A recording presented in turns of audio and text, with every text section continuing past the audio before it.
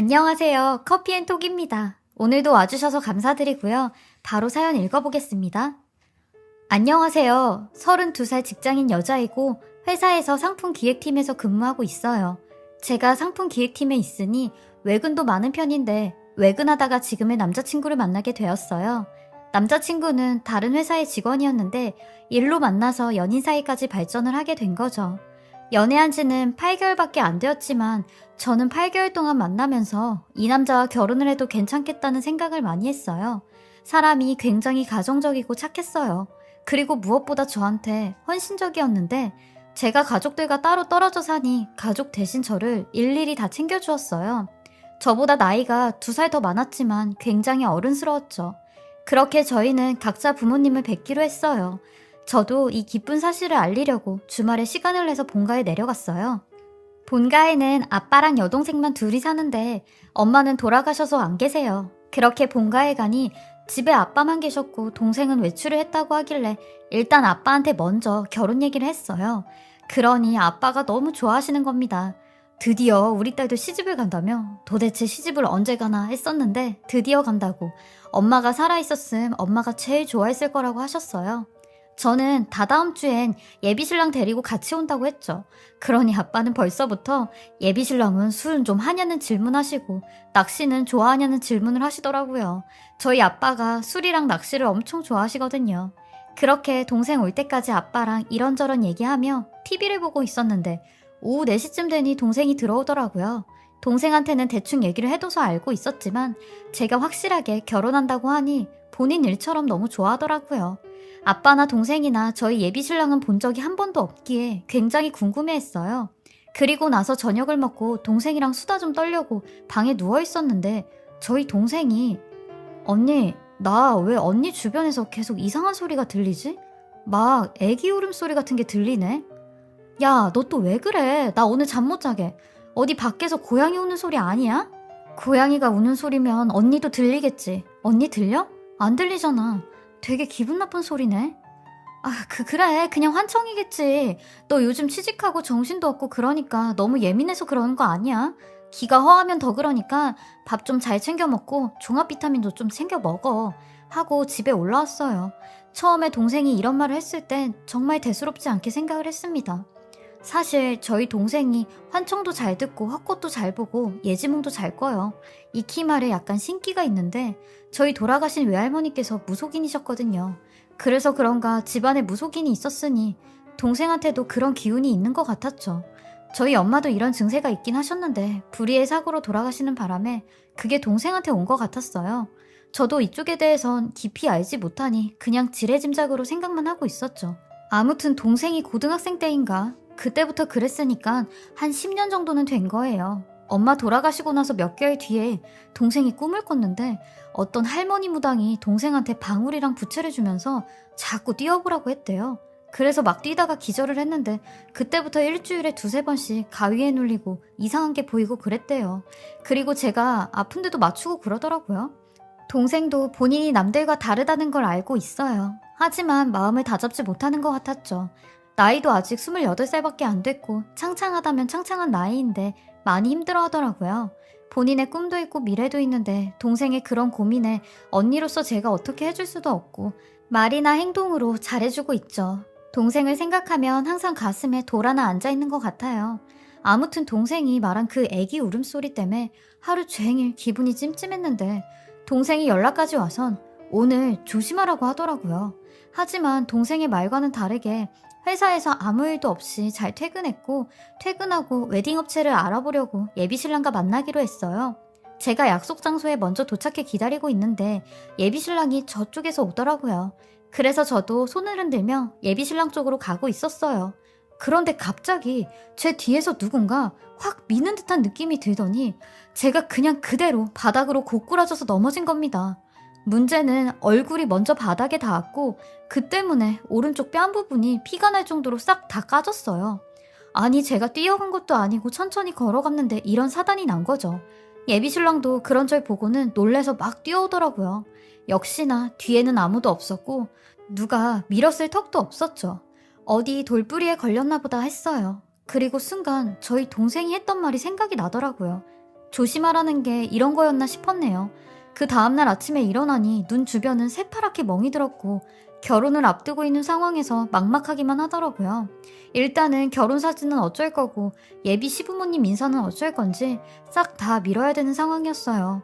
제가 너무 속상해하니 예비 신랑은 결혼하기 전에 액땜했다 생각하자며 이왕 이렇게 된 거 천천히 결혼 준비하자고 하는데 다친 얼굴을 보고 있자니 속이 상해 죽겠더라고요. 그리고 한 일주일 뒤 저희 동생이 걱정이 된다며 다친 절 보러 올라왔어요. 동생이 온다는 걸 알고 있던 예비 신랑은 자기야, 자기 동생 이왕 이렇게 올라온 거 얼굴이라도 한번 보자. 이제 좀 있으면 내가 형부가 되는데 처제 얼굴도 자주 보면 좋잖아? 하길래 동생한테 물어보니 동생도 알겠다고 하더라고요. 그렇게 저희는 처음으로 셋이 만나게 되었습니다.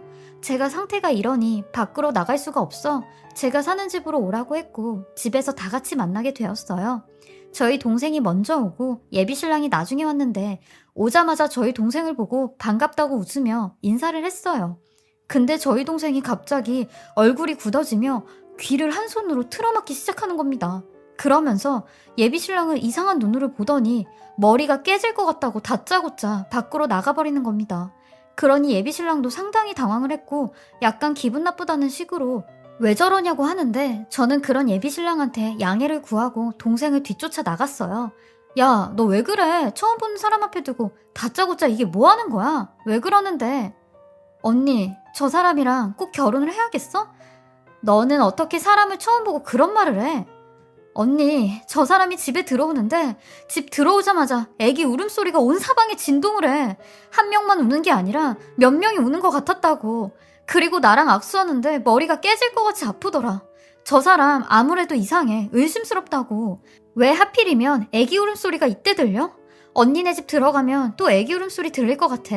나 그냥 몸 안 좋다고 먼저 간다고 해줘.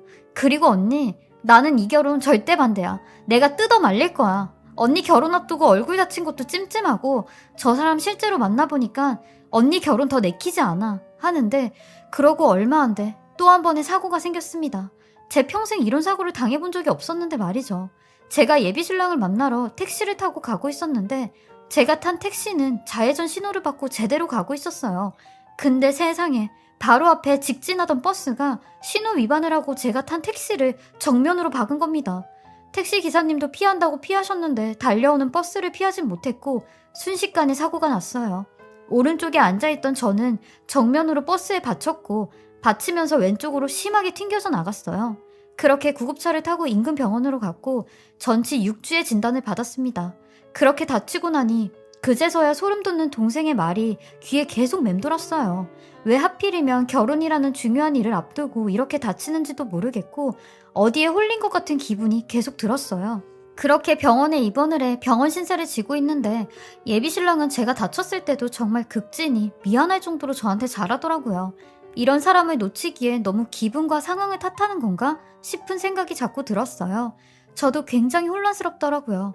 그러던 찰나 저의 SNS로 충격적인 메시지를 하나 받게 되었습니다.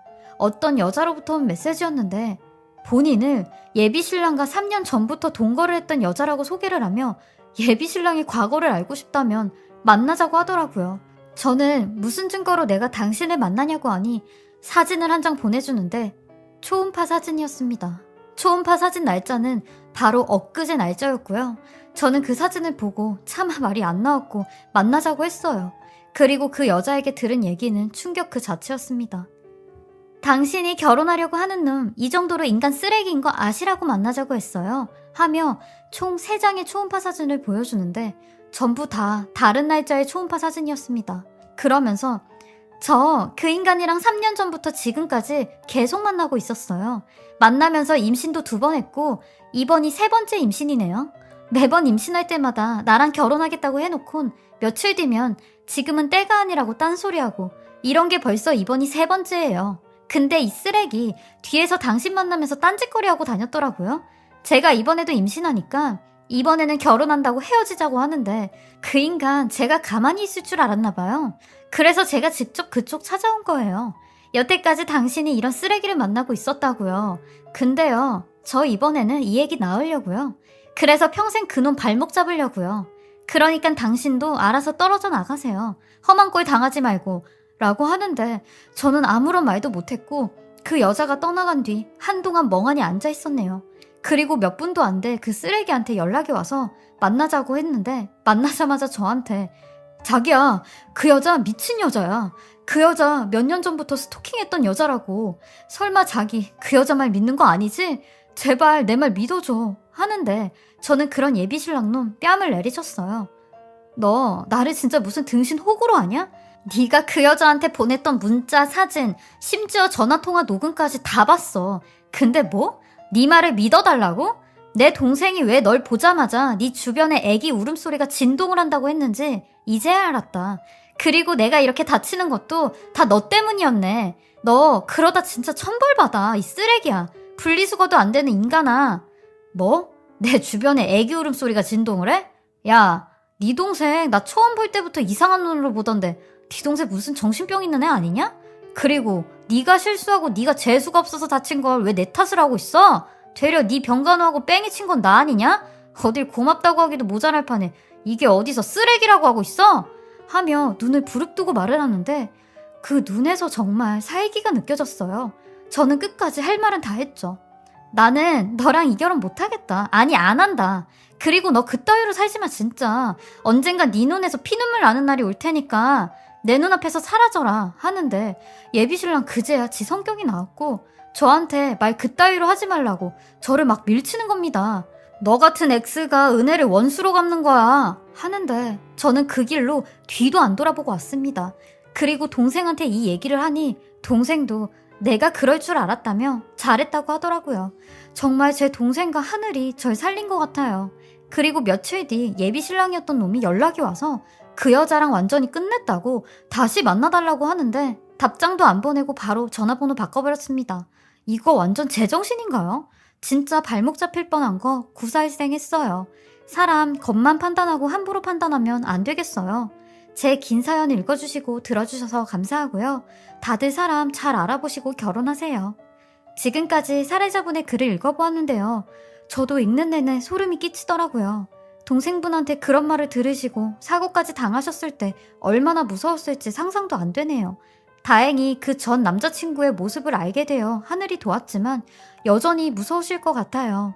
결혼까지 약속한 남자가 그런 남자였다니 배신감을 넘어 정말 충격적이었을 것 같아요. 사례자분 말처럼 저렇게 번지르르하게 멀쩡한 척하는 사람을 어떻게 알 수가 있겠나요? 하늘이 도왔다 생각하시고 나쁜 기억들은 되도록 빨리 잊어버리시길 바랍니다. 그리고 건강회복도 잘하셔서 더 좋은 분 만나셨으면 좋겠습니다. 지금까지 커피앤톡이었습니다. 오늘도 제 채널을 봐주셔서 감사합니다. 저는 다음 영상으로 또 찾아뵙겠습니다.